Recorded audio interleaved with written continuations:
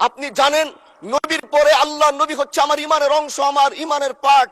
তিনাকে ভালোবাসা, তিনার উপর ইমান, এটা আমার ইমানের অংশ। তিনি আমার শেষ নবী, যেটা কোরআন ঘোষণা দিয়েছে।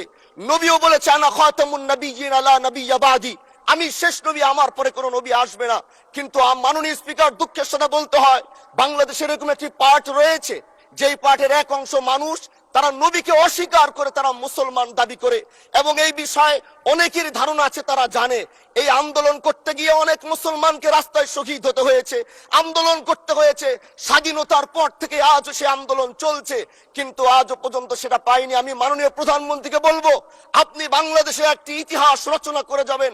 আপনার মাধ্যমে যদি এটা স্বীকৃতি পায়, যারা নবীকে অস্বীকার করে তারা কোনোদিন মুসলমান থাকতে পারে না, এটা আইনের মাধ্যমে, এটা বাংলাদেশের পার্লামেন্ট থেকে ঘোষণা হবে, সেটা আমরা চাই।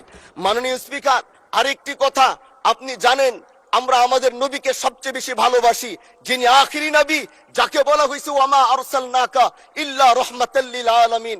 আমরা বারবার দেখছি কিছুদিন পর পর কারা যেন কিভাবে এসে আল্লাহ নবীর শানে কটূক্তি করে, নবীকে নিয়ে অশ্লীল ভাষায় গালিগালাজ করে, নবীর শানে কটূক্তি করে। এই আন্দোলন, এই সংগ্রাম করতে গিয়ে আপনিও মাননীয় স্পিকার দেখেছেন, রাস্তাঘাটে আন্দোলন করতে গিয়ে কত মানুষ মৃত্যুবরণ করেছে। যদি একবার বাংলাদেশের আইনে, কারণ মুসলমান যদি আমাদের বাংলাদেশের পার্সেন্টেজ অনুযায়ী আমাদের অবশ্যই মুসলমানদের সংখ্যা এই দেশে অনেক বেশি। আমরা তো অন্য কিছু চাচ্ছি না। এই দেশের মানুষ নামাজ না পড়লেও যদি কেউ নবীকে কটূক্তি করে, তার কলিজা ছিঁড়ে যায়, সে রাজপথে নেমে যায়। আমি বলবো, যারা নবীকে কটূক্তি করে, নবীর নামে গালিগালাজ করে, এদের মৃত্যুদণ্ড, এই আইনটাও যেন বাংলাদেশের এই সংসদ থেকে পাশ করা হয়।